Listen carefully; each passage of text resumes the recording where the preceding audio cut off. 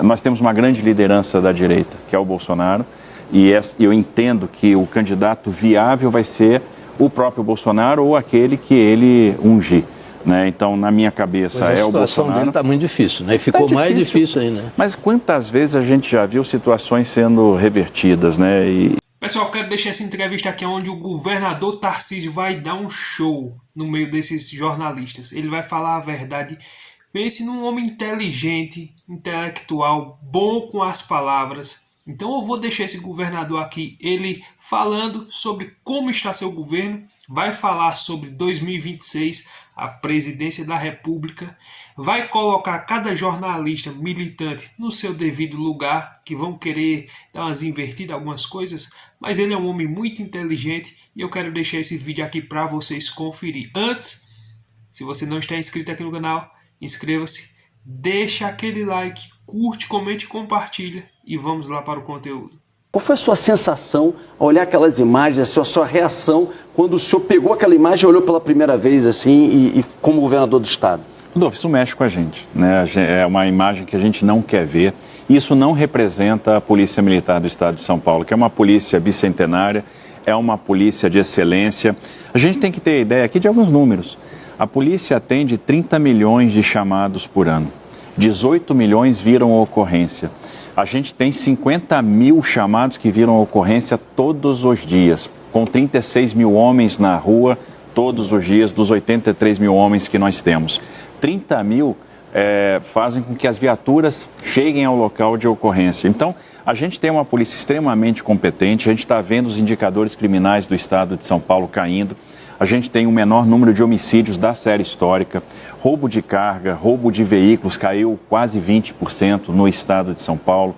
A gente está recuperando 46 mil veículos por ano, a gente está apreendendo 12 mil armas, 167 toneladas de drogas. A gente prendeu esse ano 168 mil pessoas e, infelizmente, alguns policiais descumprem procedimentos, porque a polícia tem procedimento para tudo. E qual é a nossa posição? É de repudiar veementemente. A gente está conduzindo esses profissionais à corregedoria, eles estão ficando afastados do serviço, estão tendo essas infrações disciplinares estão sendo punidas. Isso vai culminar lá na frente com a expulsão desses profissionais e a gente vai mostrar que não vai haver tolerância para o desvio, para a má conduta, porque isso mancha a instituição e nós não queremos isso. Isso descredibiliza a Polícia Militar e isso é ruim para a sociedade. Claro. A gente vai tomar as providências para que isso não volte a se repetir. Governador, recentemente, esses dias aí, saiu uma pesquisa em que o senhor está muito bem. O senhor está com 61% de aprovação, pesquisa Quest. E a gente vai pegando os itens todos, está muito bem também. Educação, saúde, transporte. Quando chega na segurança, os números mudam completamente. Alguma coisa o senhor tem que fazer para dar uma resposta à sociedade. O que o senhor está pensando em fazer? Entre essas últimas ocorrências, esses últimos episódios, né, promoveram em nós uma reflexão profunda. E qual é a conclusão que a gente chega? É que a gente tem uma deficiência na formulação de política de segurança pública. Isso não é só o estado de São Paulo, isso é geral.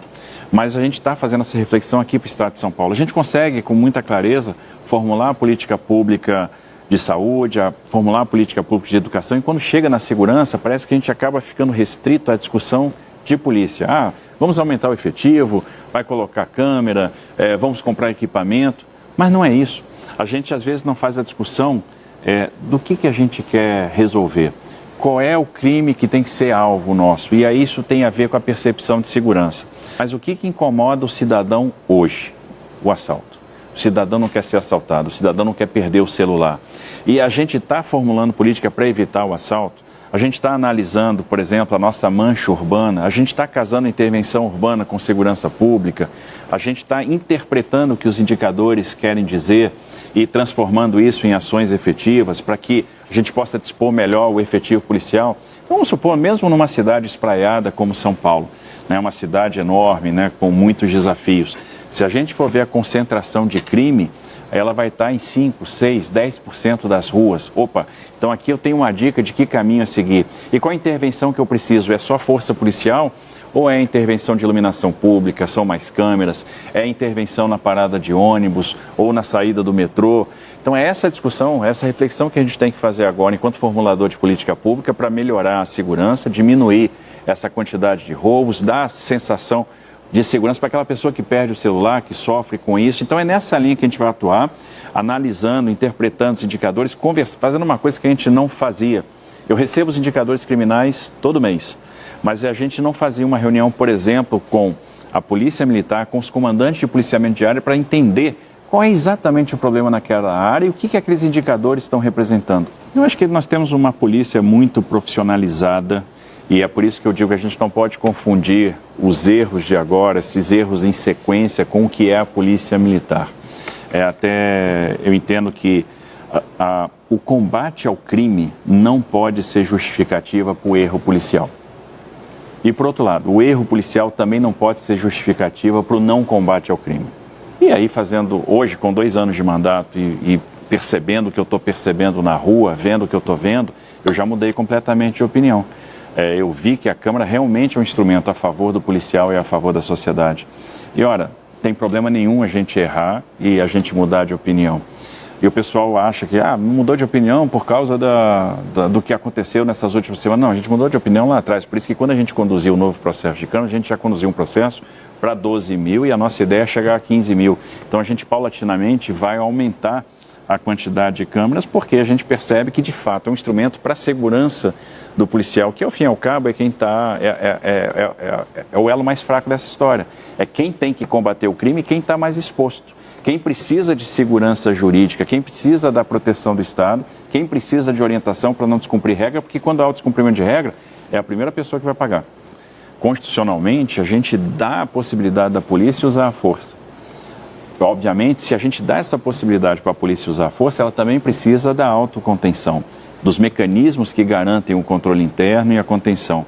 Isso está muito claro na minha cabeça agora. Recentemente eu tive acompanhando o teste das novas câmaras, porque é óbvio que agora a gente fica pisando em ovos. O discurso ficou muito contaminado e muito reduzido, o discurso da segurança pública muito reduzido à questão das câmaras, o que é um erro também.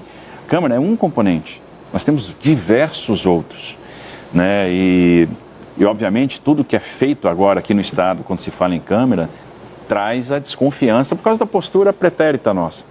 E eu fui pessoalmente acompanhar, que eu queria ver, e é natural que a gente pensasse em reformulação ou modernização tecnológica, porque esse programa foi pensado, gestado aqui em 2019, começou a ser operacionalizado em 2020, a gente está falando de tecnologia, então há uma mudança, uma atualização muito rápida, e a gente queria ver se aquilo que a gente está pensando existe, se é fato e se está sendo entregue. E de fato, eu fiquei muito impressionado com o que eu vi, com a possibilidade de integração com o sistema do Copom, que é uma coisa que as câmeras atuais não têm, com a possibilidade de acionamento remoto via Copom, a possibilidade de funcionar como rádio comunicador, com a qualidade da resolução das imagens. Então, o controle do posicionamento do policial via GPS, dos relatórios, né, das trilhas de auditoria que são geradas. Eu tenho 50 mil chamados no Copom, o Copom está integrado com as câmeras. Eu faço a atribuição da câmera, a designação para o RFID, para o policial, por meio de um cartão. Então, a gente sabe exatamente qual a câmera que está sendo atribuída para o policial. Isso eu estou falando do sistema que nós temos agora. O policial pega a câmera e a DOCA já aponta para o policial qual é aquela mais viável, que tem mais autonomia, que está com mais bateria. E a câmera que a gente está adquirindo tem mais bateria do que a passada, que é um problema que tínhamos, que é o descarregamento. Esse policial coloca a câmera, ela começa a gravar, ela está funcionando e está gravando. Quando o acionamento, começa a ver o registro com ou 90 segundos, ou até 120 segundos é possível a gente acertar isso, calibrar, para trás, porque ela está gravando o tempo todo e tem um sistema de buffer, ela vai gravando por cima. Então, quando ele pega a câmera, mesmo ela não acionada, ela está gravando. Ela só não está registrando, ela não está armazenando. A partir do momento, e nós fizemos esse teste, nós vamos testar essa funcionalidade. A partir do momento que ela é acionada, e ela pode ser acionada remotamente. Então, imagina que eu tenho 30 mil despachos de viatura por dia. Quando eu despacho a viatura, eu aciono a câmera, eu aciono do Copom as câmeras daquela guarnição que vão atender a ocorrência, independente da vontade do policial, e ali eu começo o armazenamento. Ou seja, com a tecnologia eu estou ganhando eficiência. Então eu acho que é complicado o Supremo querer escolher a tecnologia pelo gestor e ainda decidir de Brasília sem ter vindo ver o teste. O governador, deixa eu só pegar. E não vai mudar nada na linha que nós estamos tomando. O senhor entende, os senhores defendem que a gente precisa avançar aí, talvez no Congresso Nacional, para a gente melhorar a área da segurança pública? Veja, eu acho que são várias ações que a gente precisa tomar para melhorar a nossa performance na área da segurança pública. A primeira coisa é a gente entender que a gente precisa formular política de segurança pública. E essa é uma autocrítica que eu faço. Né? A gente, 2 anos depois, a gente olha para o cenário e, poxa, o que a gente formulou de política pública de fato? Então, é comum os prefeitos nos procurarem pedindo recurso, convênios para fazer intervenções urbanas. Eu posso casar essa intervenção urbana com a segurança pública? Posso. Então, se ele quer fazer iluminação pública, eu tenho que obrigatoriamente casar isso com aquelas faixas onde eu tenho incidência criminal? Com certeza. Agora, é necessário também fazer alterações na legislação, aperfeiçoamento? Sem sombra de dúvida. O COSUD, os governadores do Sul e Sudeste formularam essas propostas, entregamos em mãos para o presidente Rodrigo Pacheco, para o presidente Arthur Lira, e basicamente, o que tem lá? Um tratamento diferenciado para o faccionado, ou seja, o faccionado, aquele membro de facção criminosa, e esse é o grande problema nosso, ele não gozaria de determinados benefícios de progressão, porque ele faz parte de uma facção criminosa. A gente tem que mostrar que o custo desse cara é maior. Então, se ele for preso, ele tem que ter um risco maior. Segundo, o combate à reincidência. É desesperador você prender determinados criminosos e ter a soltura em audiência de custódia quando eles são reincidentes. Então, a gente chegou ao absurdo de prender 30 vezes o mesmo criminoso. E acontece. É triste. Então, a gente tem que organizar isso em termos de sistema para que o magistrado também conte com essa informação. Existe uma questão para dar segurança jurídica àquelas prisões que são feitas por fundada suspeita, para não acontecer o que acontece hoje às vezes, de você prender um criminoso e, pasme, isso aconteceu recentemente, 850 quilos de cocaína e ele ser solto na audiência de custódia. Nós tivemos uma situação recente de prender 4 sequestradores quase em flagrante, praticamente em flagrante, 2 idosos sendo libertados do cativeiro, 2 sequestradores estavam com o cartão dos idosos fazendo já compras e os 4 foram soltos na audiência de custódia. Então, essa situação precisa ser resolvida. Pelo que você tem conversado com a bancada de São Paulo, governador, isso vai andar no Congresso? Anda, sim, a bancada está muito engajada e quando a gente conversou com as bancadas dos partidos, com as lideranças dos partidos, então existe uma predisposição a fazer essa agenda andar. Está todo mundo percebendo o seguinte, é o grande tema do Brasil, ninguém aguenta mais. Mas tem um problema, governador. Que possibilidade o senhor vê de um entendimento que possa articular os estados com a União para que haja uma política nacional de combate ao crime organizado principalmente? O senhor acredita nisso? Acredito e julgo que é absolutamente necessário. Nós não vamos combater o crime sozinho. Estado nenhum vai ser capaz. E o crime realmente é transnacional, transfronteiriço, é ousado. O crime ganha muito dinheiro com o tráfico internacional de cocaína, o tráfico internacional de drogas, tem que lavar esse dinheiro em atividades lícitas, inclusive, e isso é ruim para a competitividade. Então, a gente tem a inserção do crime no setor de combustíveis, a gente tem a inserção do crime em organizações sociais de saúde, em empresas que prestam serviços para prefeituras, várias naturezas de serviço, são hotéis, são restaurantes, são empresas de segurança, enfim. Existe uma teia de serviços em que há lavagem do dinheiro. Então, como que a gente vai enfrentar isso? Integrando informações. Isso. Agora, o mais importante é entender como vai haver o fluxo de informação. Como que a gente vai fazer a vigilância das faixas de fronteira. Nós temos uma fronteira seca gigantesca no Brasil. Agora, os pontos de inserção se concentram em poucas faixas. Se eu pegar na região do centro-oeste, sul, a inserção criminosa na faixa de fronteira se concentra entre Ponta Porã e Foz do Iguaçu. Então, nós sabemos disso. Então, como é que a gente vai aumentar a vigilância? Que tecnologia que nós vamos empregar? Qual é a vigilância que nós vamos ter em portos e aeroportos? Por que o Porto de Santos tem o grau de vulnerabilidade que nós temos e se tornou, portanto, o segundo maior porto exportador de droga do planeta? Como que a gente vai fazer com que COAF converse com Receita Federal, converse com Receita Estadual, Polícia Federal, converse com Polícia Civil Estadual, com inteligência da Polícia Militar, da Polícia Civil, para que a gente possa estruturar operações? Porque Porque se não houver isso, mas aí, não há chance de vitória. Tem muita coisa para andar, pelo que o senhor está dizendo, não é? Tem Depois bastante. dessa reunião com tanta pompa, circunstância, aquela mesa em Brasília, andou alguma coisa? Não, ainda estão discutindo o texto da PEC. E, de fato, a PEC é um elemento. Nós precisamos dos demais. E aí é que eu digo, de maneira geral, não se faz política pública de segurança. E aí está a grande deficiência. Nos últimos dias eu tenho me dedicado a conversar com especialistas em segurança pública. Sempre bom a gente saber que tem gente que sabe muito mais daquele tema do que a gente, que é pesquisador, que estuda aquele tema, que pode nos mostrar um caminho. Mas eu queria perguntar um pouquinho assim, qual é a política geral para a educação? E uma curiosidade que eu tenho, até onde vai esse projeto das PPPs para a gestão administrativa, não é? E porque nas concessões, você tem na área de serviços, de parques, de infraestrutura, concessões integrais, inclusive na área de saúde. Na educação a gente criou essa ideia da concessão pela metade. Então só administra a empresa privada a parte administrativa e a parte pedagógica continua com o Estado. Não tem um problema aí, é um problema de corporação, é um problema de político, é um problema de legislação.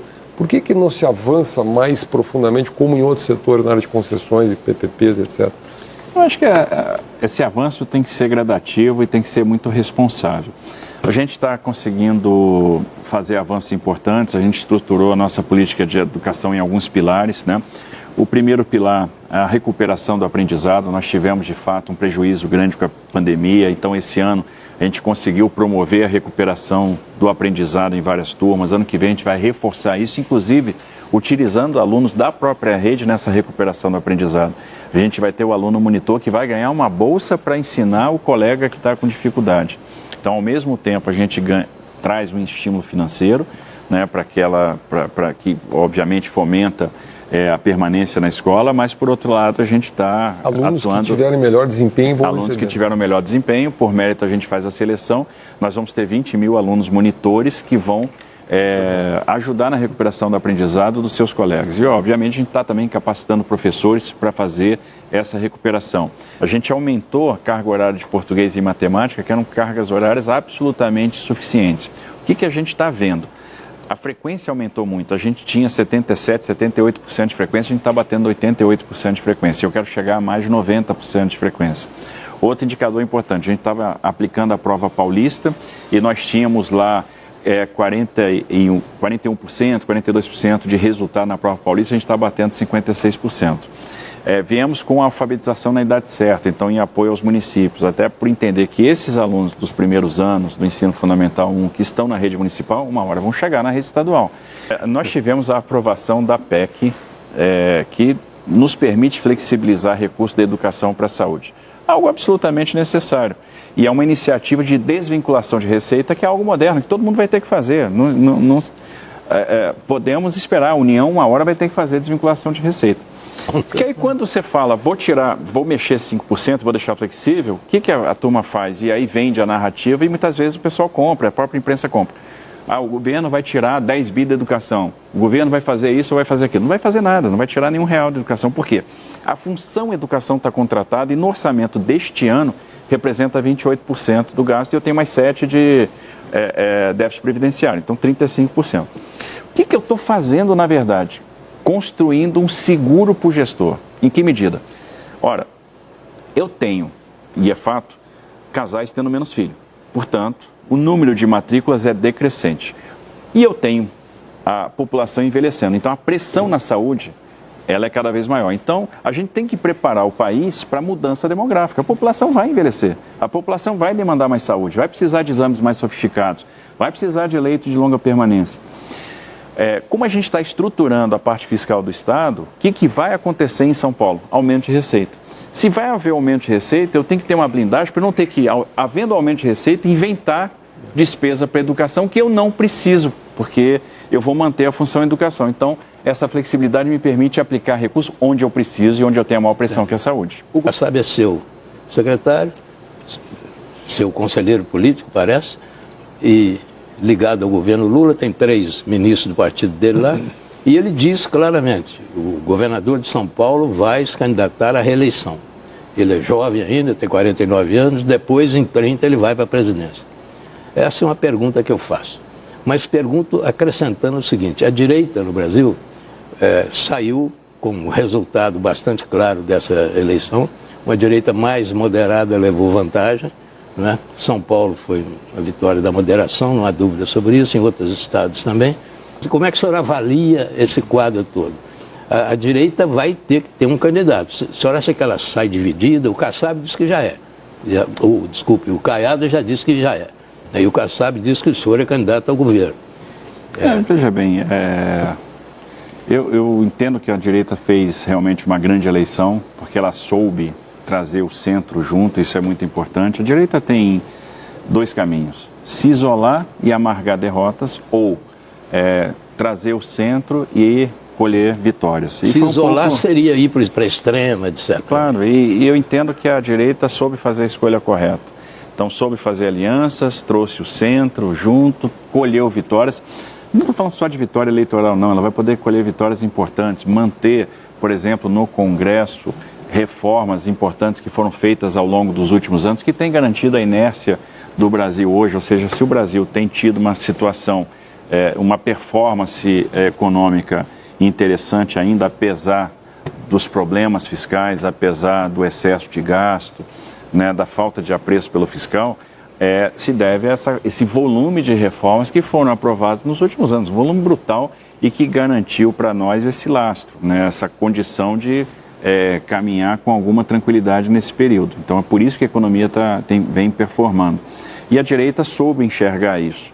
Nós temos uma grande liderança da direita, que é o Bolsonaro, e eu entendo que o candidato viável vai ser o próprio Bolsonaro ou aquele que ele ungir.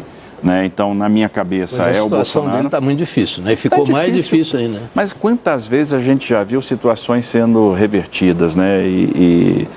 Enfim, a gente tem esse desenho muito claro. Para mim, o Bolsonaro continua sendo o grande ator da direita, vai ser na eleição de 26, independente de qualquer coisa. E o que nós vamos fazer aqui? Eu vou buscar a reeleição e vou trabalhar para que o Estado de São Paulo possa entregar o máximo para esse candidato que representa o campo da centro-direita em 26. Sem Bolsonaro, quem? Eu não vejo realmente motivos para a inegibilidade do Bolsonaro. Então, para mim, o candidato é o Bolsonaro. E se não for o Bolsonaro, é quem ele indicar. E para mim, a coisa é muito simples. Porque a unção do Bolsonaro, vamos dizer, o Bolsonaro nesse arranjo vai ser fundamental. E é o que vai garantir consistência para esse grupo e é o que vai fazer esse grupo chegar a uma vitória. O senhor tem conversado com o Kassab sobre isso? Eu converso até pouco, viu? O pessoal acha que a gente conversa muito mais do que a gente conversa de verdade. Mas eu converso com todo mundo, eu converso com o Caiado, eu converso com o Ratinho, eu converso com o Bolsonaro. E, na verdade, você tem pessoas que estão fazendo grandes trabalhos. O Zema está fazendo um grande trabalho em Minas, o Ratinho está fazendo um grande trabalho no Paraná, o Caiado está fazendo um grande trabalho em Goiás, e nenhum deles tem essa vaidade, então todos topariam fazer parte de um grupo, todos estão trabalhando por um projeto. E isso é que faz, que flui, né, a conversa entre esses grupos. A possibilidade de dividir essas forças também ela existe, né? Ela existe, mas o que eu vejo, na verdade, é uma possibilidade muito concreta de agregar essas forças. Nunca foi tão fácil agregar essas forças e vir com um bloco muito forte para essa eleição. A minha pergunta é: quais os erros que foram cometidos na gestão anterior, na gestão Bolsonaro, que não deveriam ser repetidos agora? Né? Que erros foram cometidos e que levaram àquela derrota, né? Levaram àquela derrota, e que a direita não deve mais cometer? Entendo que se assustou um pouco o centro, né? E alguns motivos levaram a isso. Veja que o discurso sobre vacina foi ruim, apesar de ter se comprado vacina para todo mundo, 600 milhões de doses foram adquiridas. As pessoas chegavam a um determinado ponto que elas escolhiam que tipo de vacina elas iam tomar. Elas podiam tomar vacina de RNA mensageiro. Eu acho que fácil dizer que o grande erro foi esse. E um pouco esse estressamento entre as instituições, né? Porque isso gera alguma preocupação. Talvez se não tivesse isso, eu acho que teria um caminho muito pavimentado, porque havia muito resultado. Houve uma quantidade de reformas brutal sendo aprovadas, né? Então a gente começa com uma reforma da Previdência, passa por uma autonomia do Banco Central, marco do saneamento, a gente tem lei das agências, enfim, marco das ferrovias, marco da cabotagem, uma série de reformas no campo econômico, micro-reformas, uma grande revolução de sistema financeiro, uma revolução silenciosa que promoveu o aumento da oferta de crédito, e quando você aumenta a crédito, você está mexendo na produtividade, então mais crédito é mais produtividade. Veio o PIX, nós tivemos obras importantes de infraestrutura em todas as áreas do Brasil, nós tivemos aí uma quantidade enorme de investimentos com o setor privado sendo contratados, nós tivemos redução de alguns impostos, principalmente um cuidado, um zelo com a gestão fiscal, diminuição do nível de endividamento, superávit. Nós tivemos o melhor resultado de estados e municípios desde 1991. Estatais saíram que davam prejuízo, passaram a dar resultado, e aí a gente pode citar o Porto de Santos, a gente sai de meio bi de prejuízo para meio bi de lucro. Os Correios foram deixados aí com quase 1 bi de caixa. Então mudou a lógica de estatais, mudou a lógica econômica, mudou a lógica fiscal e se gerou uma confiança para o investimento, e eu entendo que isso foi muito importante para o Brasil. Então, foi um governo que deu muito resultado em vários campos.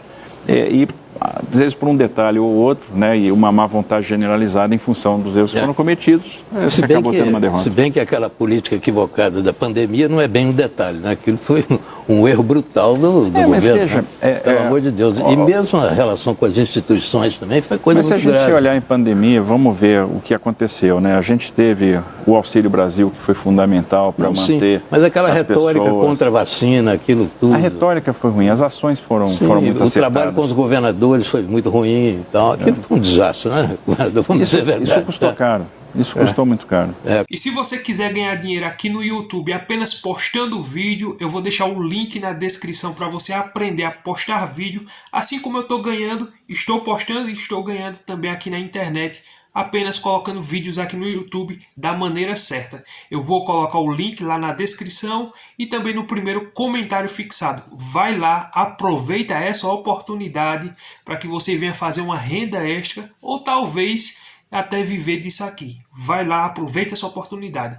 E aí, você gostou dessa entrevista do Tarcísio? Com certeza, não é à toa que ele está tendo uma boa pontuação lá no estado de São Paulo. Agora imagina só, se tivesse sido o Fernando Haddad que tivesse ganhado para governo do estado de São Paulo. Jamais estaria com os índices que está de criminalidade diminuindo, com a educação melhorando. Então, com certeza, o futuro de Tarcísio ele vai ser um futuro brilhante. Talvez, quem sabe, no futuro, não sei, não tenho certeza, mas quem sabe ele seja candidato à presidência da República. E se ele fizer uma boa gestão mesmo em São Paulo, então ele vai ter muito fôlego para ganhar uma presidência. E na minha opinião, se Jair Bolsonaro em 2026 estiver inelegível, não conseguir reverter a sua inegibilidade, ele é um forte candidato. Ele é uma pessoa leal a Bolsonaro. O problema, só o que eu acho ruim na pessoa, não na pessoa do Tarcísio, mas o que eu acho ruim é que o Kassab está do lado dele. E a gente sabe que o Kassab é um aproveitador, né? Integrantes do partido de Kassab estão no governo Lula e Kassab é secretário do governador Tarcísio. Ou seja, Kassab ele pula do lado de quem está ganhando. Kassab não é nem direita nem esquerda, Kassab é centro. Ou seja, ele é um bom articulador político, mas ele é desse jeito. Está apoiando o Lula porque tem ministro do Lula lá. E eu já ouvi falar que em 2026 o Tarcísio vai buscar sua reeleição e Kassab vai ser o vice-governador do lado de Tarcísio. Fazer o quê, né? Infelizmente esse é o jogo político, mas na minha opinião, quando a gente olha para a pessoa do Tarcísio, São Paulo ele está desenvolvendo muito, está crescendo e com certeza vai avançar e vai crescer muito mais. Eu estava conversando com um colega meu e ele ligou para mim, eu não moro em São Paulo, ele ligou para mim e disse: olha, aqui tem emprego para todo mundo. Você vem para o interior, as indústrias, as empresas pegando gente direto. E ele me chamou para lá e eu fiquei até pensando assim. É claro que São Paulo é uma cidade muito grande, o índice de criminalidade, então tem todo um risco, né? O custo de vida é outro, mas também as oportunidades hoje lá melhorou muito. Quem é de São Paulo pode comentar aqui e dizer se a gestão de Tarcísio está sendo boa ou não, comparando com outros governos que já passaram. Então, na minha opinião, é um bom governador, futuramente pode ser um bom presidente, O ruim para mim é o Kassab estar do lado dele, porque o Kassab é aquele aproveitador. Nem é direita nem esquerda. Então ele não tá nem aí para nossas pautas, princípios, valores. Ele não tá nem aí para isso. Ele tá jogando do lado de quem tá ganhando. Essa aqui é a triste realidade. Mas voltando aqui só para encerrar, eu espero que em 2026 o Bolsonaro esteja elegível, porque eu acho muito difícil, infelizmente, por causa desse sistema podre do judiciário. Eu acho muito difícil reverter essa inegibilidade, né? Porque eles vão fazer de tudo para colocar o Bolsonaro atrás das grades e deixar ele inelegível, enquanto o nove dedo está na presidência. Foi provado e comprovado por não sei quantos juízes que ele roubou, que ele fez um monte de coisa, petrolão, mensalão e o diabo a quatro, fez um monte de coisa nesse país. E os juízes deram os direitos políticos dele, tiraram ele da prisão e colocaram ele na presidência da República. Mas com certeza em 2026 ele vai sair. Ele não tem condição desse homem permanecer no governo. Não é possível que o povo vai se esquecer do que está acontecendo e ainda vai votar nesse homem. Não é possível, pelo amor de Deus, né? Vamos acordar, vamos mudar, porque com certeza nós podemos reverter essa situação que está o Brasil, em déficit, em dívida, desemprego, alta do dólar, inflação. Então, você já sabe já. Então, se você gostou desse vídeo, deixa aquele like, curte, comente, se inscreva e até o próximo vídeo, se Deus permitir.